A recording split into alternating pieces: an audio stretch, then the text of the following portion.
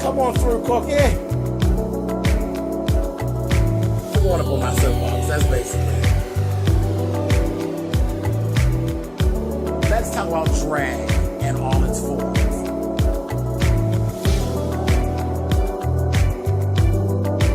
What,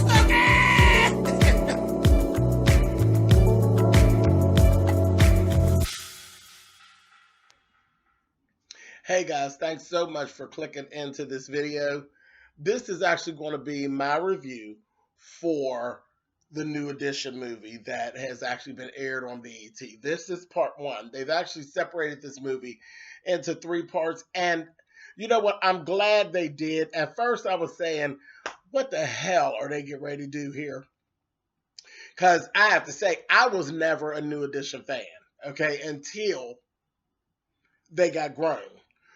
I grew up with this whole thing. Okay, so literally, I mean, all the way from Candy Girl and all this mess.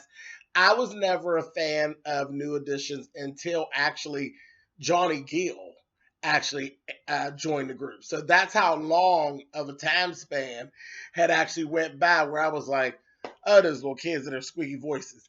I didn't hate them, but I just wasn't a fan. And even still, even now, I am more, when you look through my catalog of music, it's more females than males. It's just the way it is. It's the way it's always been for me. So, you know, that's just not me. I've never been a big fan of the 3, 4, 5 squeaky voice little boys. Not my thing. But at any rate, this is good. The production, the casting, costuming, the filmography, everything. You can tell BET spent some time, some effort, money. There was money spent. When you're looking up here, Lala Anthony plays the hell out of Ronnie's mother. Plays the hell out of her. But I knew, like I said, I grew up with all this, so I kind of knew about some of the things that were going on, but I didn't know, you know, naturally we didn't know all of the details. This is so interesting to see all of what has actually gone on and what their lives really looked like. You know what I mean? And just, you can see right from the beginning, the ins and the outs and the contract bullshit and the music business. The music business is one of the most vile, sideways business that there is, other than just a lawyer in itself. Everybody's lying. Nobody's to be trusted, period. When it comes to the music business, everyone's being cheated. You know what I mean? Everybody who became an artist, it seems, before 2000 just fucking got cheated. You know what I mean? It's horrible. But anyway, when the movie actually opens up, 1997, that 1997 tour, and as soon as I seen the backdrop, I'm like, hell, I was at that tour. I was there. So it brought memories back, because by this time, like I said, Johnny Gill had joined the group. I had become a fan of them, you know, because their music switched. Naturally, it grew up when they did. I had became a fan at that point, and it brought back the memories. I remember the concerts and things after that, how much fun we had and how good it was. I mean, they were, New Edition is actually one of the baddest male groups that there is. And I would have to say the baddest from Jackson 5 up until their time. There was a lot of boy groups. They didn't make it. They didn't, you know, they were just cool. They were okay. They were, you know, you went Jackson 5, New Edition. Nobody really, do you remember anybody in between? I mean, I remember some people, but do you really remember anybody? And then after that, you know, we've had like Day 26, what looked like they were actually going on the right road. And I don't know what the fuck happened with P. Diddy with them. But literally, when you think back boy groups, you go Spinners, you know, all the way back, Shine Lights, all of that, old Four Tops, all of that. Then you get to Jackson 5, and there's just a void. until you get to New Edition. And they were them motherfuckers. They was. I mean, they were. I just wasn't a big fan of them when they were kids, but they were the shit. You know, they were. It was what it was. So it was interesting to see how fast everything picked up for them. It was interesting to see how they literally overnight became stars, pretty much. Really interesting. We got to see Brooke. Now, I never knew about Brooke. He's their manager. And all around, as far as I was concerned, was just a good dude, which he's actually Ronnie's uncle. He's Ronnie's uncle. He's the one that basically trained them as far as getting their endurance up and their stage presence and their stage show.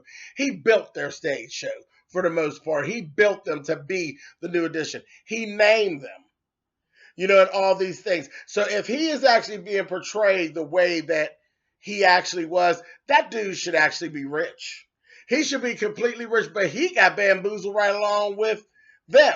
You know, they got picked up, that little talent show they did for that fat greasy bastard with the jerry curl. Can't think of what is it, Maurice. Fat greasy bastard with the jerry curl. He started the bamboozling. You know, he wrote him up some bogus ass contract.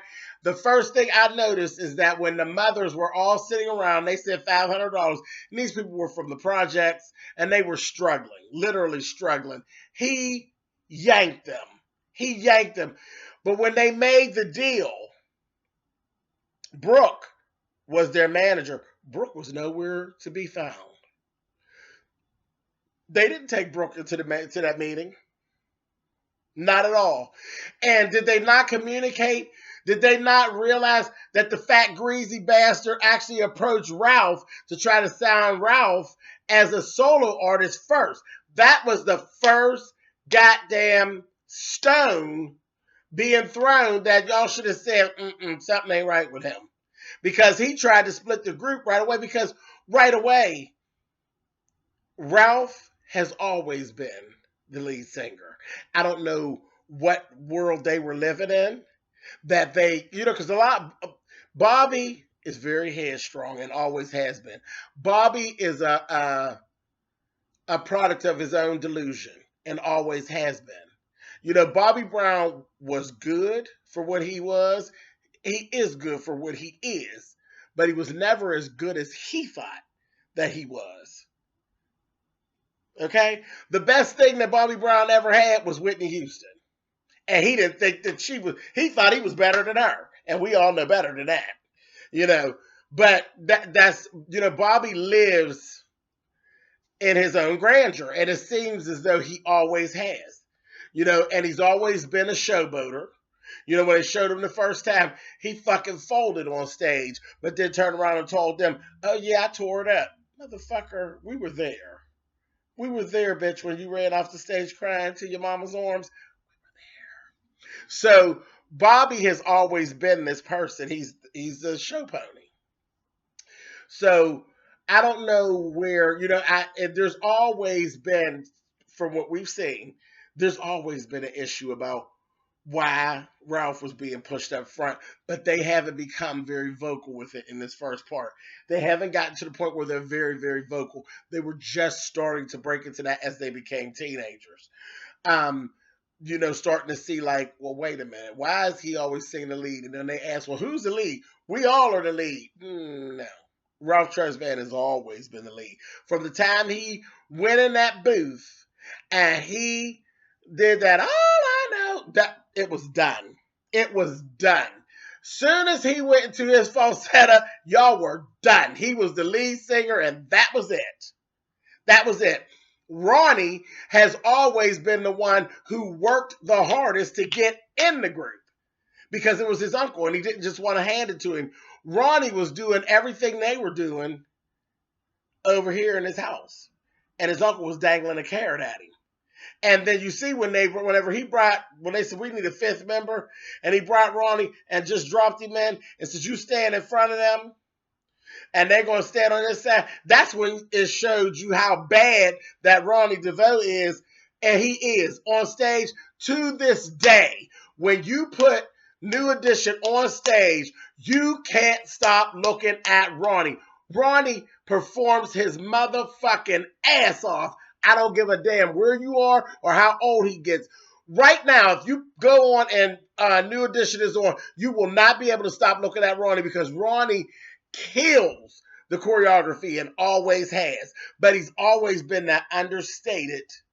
Remember, he don't do leads. He don't do leads, but he fucks the background up and always did. Always did. So in my eyes, he's always been the one who worked the hardest to be in the group, but deserved to be there just as much as everybody else.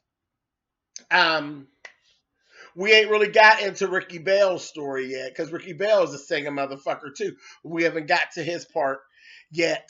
We're just starting to see some of Bobby's bullshit and this first part, and we're seeing, a lot about Ralph and the money situation. That money situation. These kids had done travel, like their mother said, they were running back and forth to New York every other weekend and carrying on. Running, trying to go to school, and then that's when you found out with Brooke. Brooke was spending his own money, feeding them, and fucking with their costumes and shit like that. And he was the one playing daddy. He was playing daddy to these 5 little boys. Is basically what he was doing and spending his money. And then when they got off tour, they came back from London. And that's when all the shit hit the fan, because the 2 mothers had actually come, trying to think which kid's mothers is. Now, I know the one mother is actually Carol. And I'm trying to think, I don't know right off which boy Carol's the mother of, but she is the most boisterous. She, the 2 of them came to actually see Brooke, and they said, maybe we ought to, because he said, I don't really know about this money and all of it. I don't really know. It's not what I do. It's not my forte, but I'm working. Just be patient and work with me. And yeah, they bamboozled him. So the company bamboozled him. When those kids came back here from London and the tour was over, they were dropped back off into the ghetto. The tour bus pulled up, dropped them off. And when all the mothers got together and were sitting there with Brooke, so you got the 5 mothers and Brooke, one check for $1.87, and they talking about all the expenses is what actually did it. And this is the part that's like really crazy. Really crazy. So all they could do is really pick up and try to move on from there.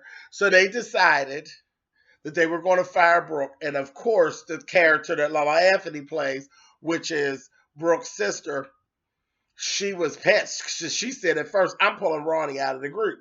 And Brooke, again, when I said he's a good guy, he said, no, you're not. No, you're not. This could be Ronnie's chance to actually get out of here and make something of himself. This is unfortunate. It just is what it is. I wish you all the best. That, for me, that is what a good black man looks like. He made mistakes and all that. He didn't backpedal nor pussy pop about it. I made mistakes. I lost in the deal as well, but I wish you the best. That's what a good black man looks like to me. I don't know. Y'all write it down there in the comments and tell me what y'all think. But from what I see, Ronnie's Uncle Brooke is that dude. So that was very, very unfortunate. The mothers band together. They fired Brooke. They ended up hiring Gary, which is a white man who he talked a good game, but Gary's kind of learning as he goes along as well. And more so about dealing with black folk.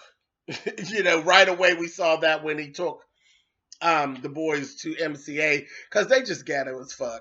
They come in, they jumping on the furniture and shit, and he had to tell them, hey, have some class, you motherfuckers, and that kind of thing. So I was like, all right, so that was interesting. I said, boy, they probably would have got on my nerves. And then the way they used to start fighting and stuff. See, Brooke was good at handling that because, again, he was a black man who understood little black boys. And he didn't take that shit from them when they were fighting and everything like that. Gary, this is going to be something totally different. But I noticed right before we ended this, he had hired 2 African-American basic chaperones. They're They were security, detail, as well as more so chaperones. Like they told them from the door, hey, you motherfuckers, we're not the butler. We're not Jeeves. We're here to watch out for y'all. We're chaperones, motherfucker. We're watching you to make sure that your little dicks don't be on fire and y'all ain't popping babies and shit all over the place. And Gary was really open with him, like he told him, I hope y'all are using the condoms that I actually got y'all. Because the first time he introduced the two chaperone guys to them, he walks in, it's all dark in this apartment. They got, turn on the lights, and it was a motherfucking orgy. They was fucking their little asses off. Just a mess. And they're very arrogant. They are the very, I wanted to walk through that room and slap the shit out of every last one of them. So this is kind of where the first episode has broken off. It's becoming evident now that Ralph is the lead, and more has been being put into Ralph, and vocal lessons and things like that for Ralph. So you're starting to see a separation of the boys and Ralph, which is, that's just musical groups. This is, it always happens. Girl group, boy group, groups, period. No matter how many people is there, even if they but two motherfuckers, you run into this thing. Even down to Mary, then they sisters and they gospel, and they even have a separation that takes place sometimes. So that's kind of where we are with this. Okay, and the one thing that I would like to add, the best scene in this whole thing, the first episode, the best scene, which was brilliant, when they're in London and they show the age progression. I don't know who fought this up, but it was fucking brilliant. They did each of the 5 boys and they morphed their faces. They were actually in the middle of a performance and it morphed right from the young actor right into the older actor. It was beautifully done and it was just fucking brilliant. How many times have you watched a movie with an age progression and then you have to figure out who's who all over again? You didn't have to do that because you literally watched it happen. It was fucking brilliant. This is really good. I was really shocked because I almost didn't even watch this. I was like, oh, I ain't doing a review and I ain't watching the movie. I'm so glad that I tuned in. This is really good and I can't wait to watch the second installment this evening. So on that, I'm going to check out here and I will see you guys tomorrow for my review with the second part of this. I'm enjoying it. All right, talk to you guys later. Bye.